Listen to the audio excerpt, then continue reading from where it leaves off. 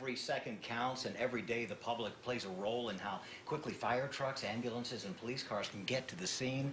And it is the law, you probably know, to pull over for an emergency vehicle that has its lights and sirens on. But we got a first-hand view of people not following this law. For several days, ABC 17 sent cameras on board Columbia fire trucks as they responded to calls. Tonight in this special report, ABC 17's Christy Reeder shows the dangers caused by these disobeying drivers and why they aren't moving over. On average, Columbia firefighters respond to more than one call every hour. Their average response time is just over 7 minutes from the time the 911 call is received. They're always looking to cut that time down. While firefighters have their routes mapped for across the city, they can't always account for traffic and how drivers will respond. You're going to see how difficult that can be from the footage we got off these GoPro cameras we put on these trucks.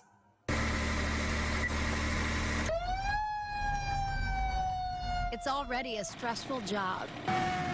Racing to the scene of an emergency. Drivers of these big fire trucks have to navigate tight turns, traffic, and you. These cars are still moving. They should have really slowed and stopped. For 3 days, our cameras were rolling with the firefighters from Station 1 in downtown Columbia and Station 2 on West Worley. We caught a lot. We saw firefighters pulling up to the scene of a fire, smoke pouring from a home, and the issues they have to deal with on the way to calls like this. From a pedestrian trying to cross the street in front of a blaring truck to an intersection where drivers headed the opposite way were in the way. One car didn't even pull over for a couple of blocks, even as firefighters arrived at the destination. And keep in mind, in all these instances, the lights and sirens were on. How often would you say it happens where a vehicle doesn't notice you're there for a while? Pretty often, actually. One reason emergency officials say maybe to blame for people not pulling over is that they simply can't hear the sirens. This day and age, cars are made better to block out the sound. That, combined with other distractions like the radio, can make it hard to hear the sirens. We even used a decibel meter to see the difference being in a car can make. It read around 120 outside, inside the car around 80.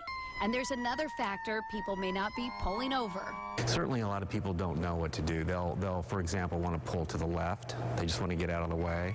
There may be a little bit of panic that sets in. I went out to quiz drivers to see if they know what to do in an emergency situation. What would you do if you were at a red light and an emergency vehicle was coming up right behind you?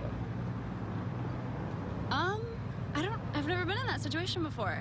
Probably, I don't know. If you're at a busy intersection and you're in the middle of two cars and you have nowhere to pull over, you don't have to. Like this example on College, the fire truck just went around into the opposite lane. Next question. What if you are coming down, a road like this, and they're not behind you, they're actually in the other lane, headed the other direction? Do you still pull over?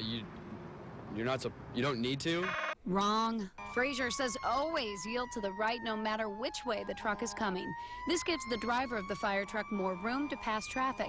Another question that trips some people up: what do you do if you're at an intersection and the light is green? Your inclination is to stop, and you should most of the time when an emergency vehicle is approaching. However, if you're in an intersection and the light is green, you have the right-of-way, and you're moving to get out of the way will allow that vehicle to pass, then you need to do that.